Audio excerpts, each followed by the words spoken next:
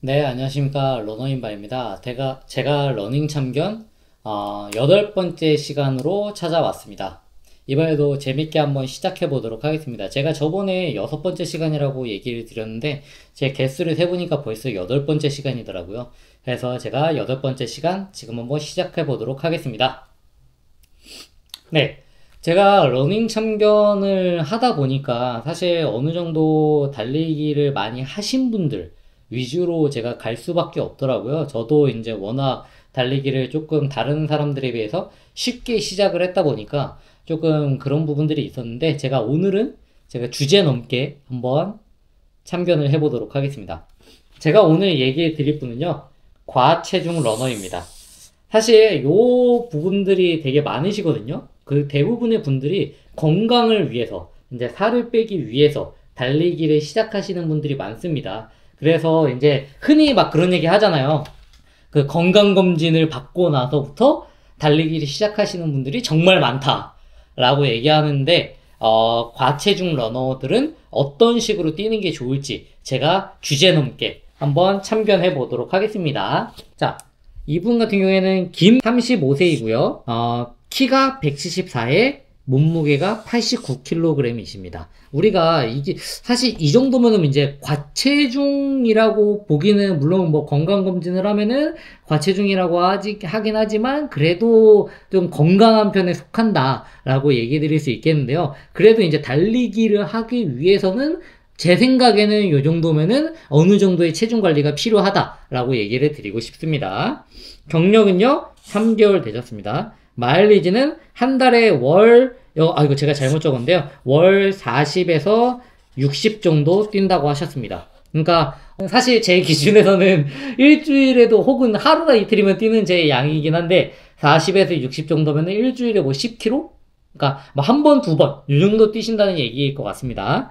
그 다음에 10km 기록이 59분입니다. 사실 저는 요거 보고 깜짝 놀랐습니다. 아, 이분이 그래도 이런 부분에서 재능이 있으실 수도 있겠다. 이 체중에 이 정도 기록이면 상당하신데? 라고 생각을 했습니다. 근데 이분의 고민이 뭐였냐면요.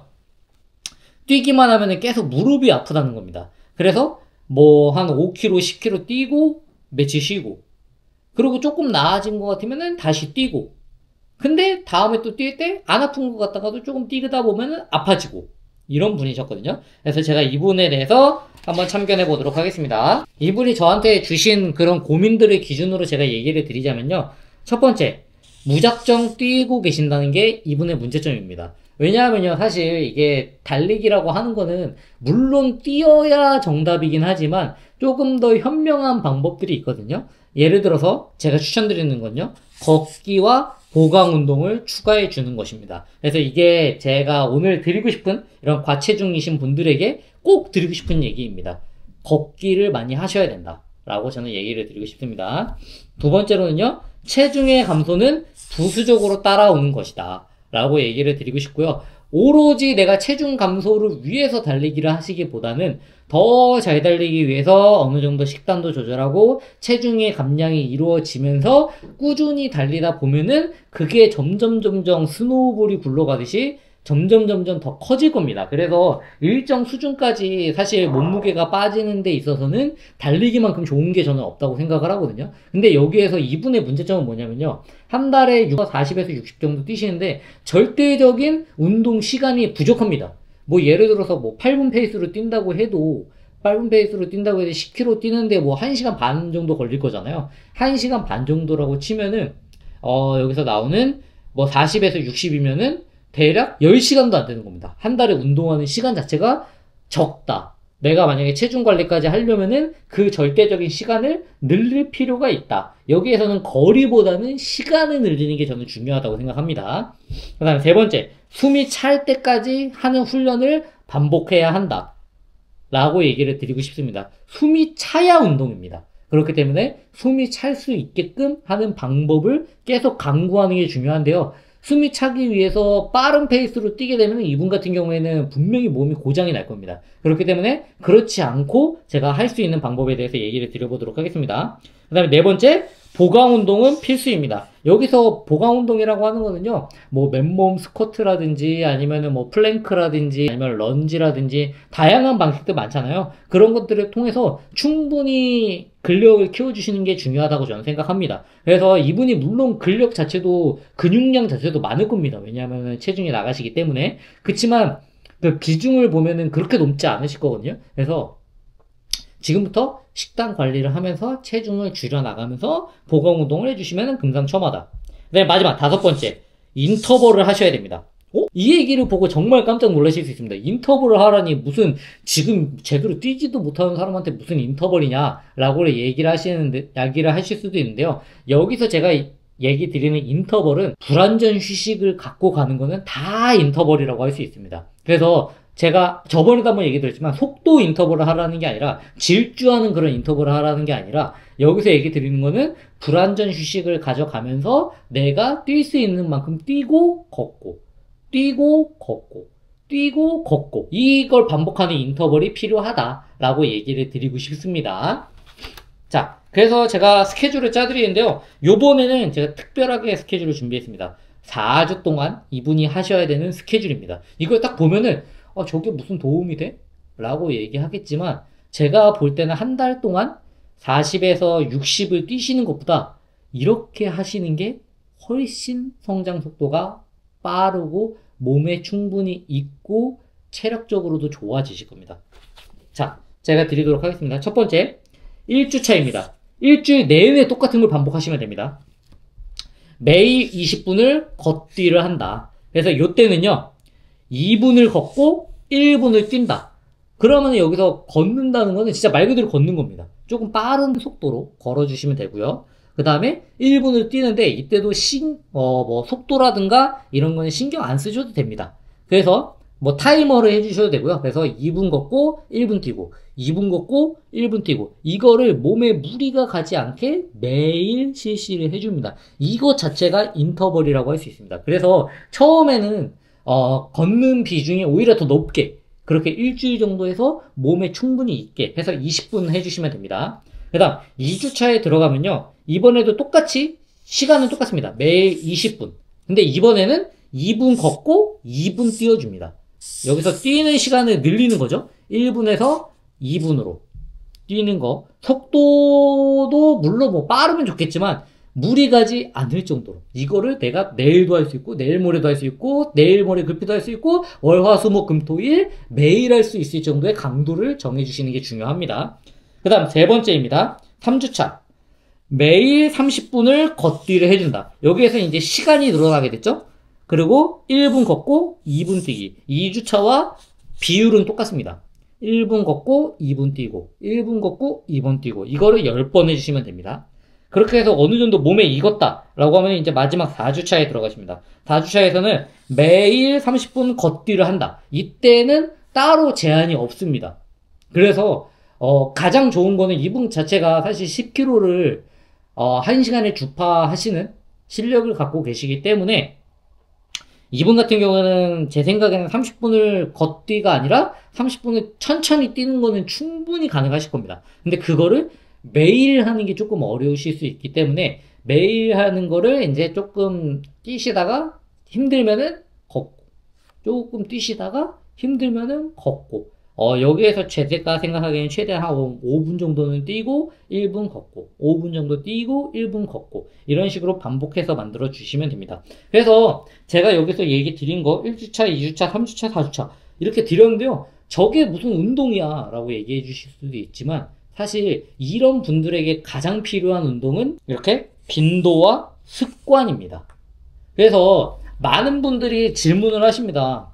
뭐냐면요. 하루 운동하고 하루 쉬는 게 낫냐? 아니면은 조금이라도 매일매일 하는 게 좋냐? 라고 얘기해 주시는 분들이 계신데요. 이거는 너무나도 당연하겠지만 강한 강도를 해야 스피드가 올라가는 건 너무나도 당연합니다. 지금보다 스피드를 올리려면 지금 뛰는 것보다 더 빨리 뛰려면 스피드를 내는 훈련을 해야 되는 건 너무나도 당연합니다. 근데 사람마다 지금 부족한 것들이 다를 수 있거든요.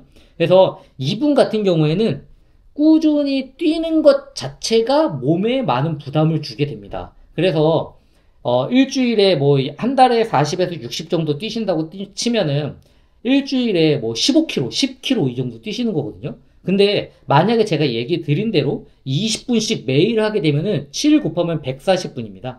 140분을 걷거나 뛰게 되면은 대략적으로 그래도 거리가 꽤 나오거든요. 15km 이상은 나올 겁니다. 그래서 15km 이상씩 해가지고 거리도 늘려주고 마일리지 자체도 엄청나게 늘어나겠죠. 그래서 마지막에는 매일 30분 걷기를 하면은 210분을 뛰게 되는 거고 3시간 정도를 걷기를 하면은 대략 30km, 25km 이 정도를 뛰시게 될 겁니다. 그래서 제가 얘기 드리고 싶은 거는 당장 내가 강하게 하루 뛰고 쉬고 강하게 하루 뛰고 쉬고 이것도 되게 좋긴 하지만 그것보다도 지금 이분에게 가장 중요한 거는 몸 자체가 언제라도 내가 뛸 수 있는 몸을 만드는 게 중요하다고 저는 얘기를 드리고 싶습니다. 그래서 인터벌이라고 하는 거를 너무 스피드에 국한해서 내가 지금 뭐 스피드 훈련이 필요한 게 부족한 게 아니니까 혹은 내가 고강도 훈련이면 안 되니까 라고 생각해서 인터벌은 나랑 거리가 멀다 라고 얘기하실 수도 있는데요. 물론 일반적으로 생각하는 그런 스피드 인터벌은 지금 필요 없는 게 맞습니다. 그렇지만 이제 그런 걷기 이런 것도 사실 인터벌의 일종이라고 할 수 있거든요. 그래서 런데이나 이런 앱을 키면은 매일매일 조금씩 할 수 있는 것들을 주잖아요. 그래서 제가 추천드리는 거는 제가 생각하기에는 1시간에 59분을 뛸 정도면은 충분히 어느 정도 체중 감량이 이루어지면은 무리 없이 많은 성장을 하실 수 있다고 생각을 합니다. 그래서 지금 당장 이제 체중 감량을 하기 위해서 우선 달리기를 시작하셨다고 얘기하셨지만 체중 감량은 분명히 꾸준히 하면은 부수적으로 따라올 겁니다. 그래서 체중을 어느 정도 감량하면서 요 스케줄대로 해서 나중에는 그냥 매일 그냥 조깅으로 한 50분, 60분 매일 그냥 10km 이 정도 뛰는 게 부담이 없는 몸만이 만들어질 때쯤이면 이미 어느 정도 달리기의 느낌, 감각 이런 것들에 대해서 익숙해질 거라고 생각합니다.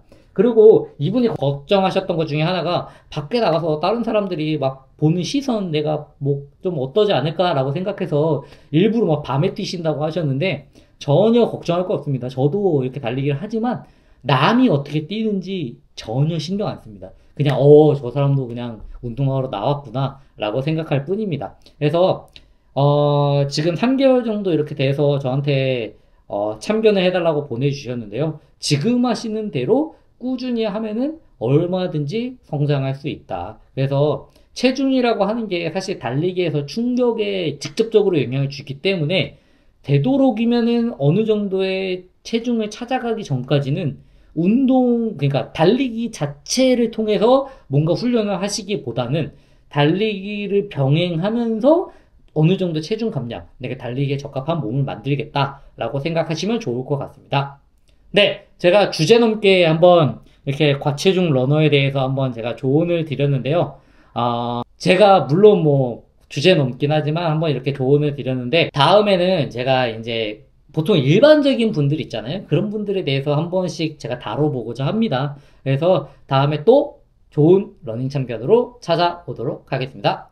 감사합니다.